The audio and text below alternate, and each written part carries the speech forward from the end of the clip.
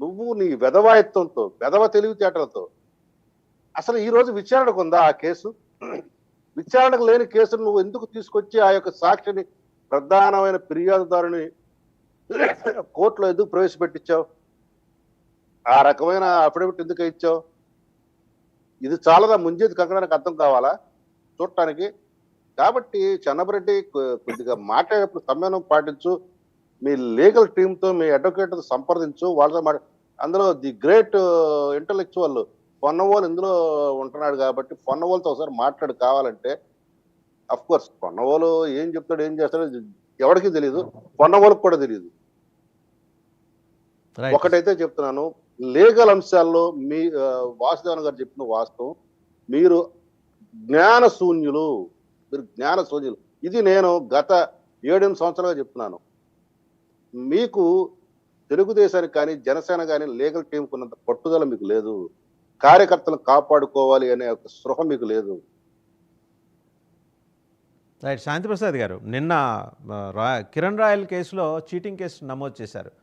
ఫర్దర్గా అంటే ఎలాగూ you have disowned him till the case is addressed.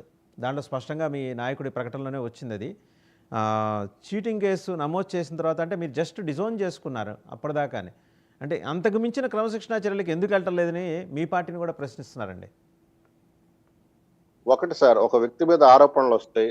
ఆరోపణలు వచ్చినప్పుడు అవి సక్రమమా లేదా నిరాధారమా అనేది కూడా తెలుసుకోవాల్సిన అవసరం. ఈలోపు అతనికి పార్టీని దూరంగా పెట్టడం జరిగింది. ఎందుకంటే అతను నిజంగా ఆ రకమైన చర్యలు తీసుకుంటే ఆ యొక్క మహిళ పైన ఖచ్చితంగా శిక్షార్హుడే.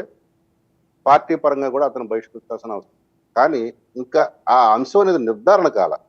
ఇక్కడ ఏంటంటే ఎవరైతే చెప్పబడుతున్నారో ఆ అమ్మాయి కూడా వివాదాస్పదరాలు, ఇటువంటి మోసాలు చేయడంలో దిట్ట అనేది మనకు కనపడుతుంది. ఆమె ఇతని అంశంలో మొట్టమొదటిసారిగా కాదు, అతనికి అన్నా ముందు చాలా మంది బాధితులు ఉన్నారని తెలుస్తుంది.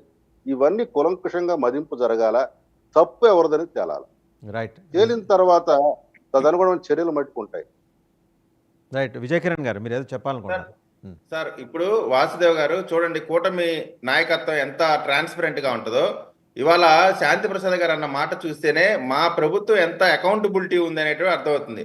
పృథ్వీ గారు వైసీపీ పార్టీకి వ్యతిరేకమైనప్పటికి కూడా, సానుభూతి పరుడుగా జనసేనకు ఉన్నప్పటికి కూడా, ఆ వేదిక పైన సినిమాకు సంబంధించి అట్లా మాట్లాడటం తప్పు, రాజకీయాలు ఉంటే రాజకీయంగా నువ్వు చూడాలి తప్ప ఆ విధంగా చేయకూడదని చెప్పారంటే మా అకౌంటబిలిటీ చూడండి.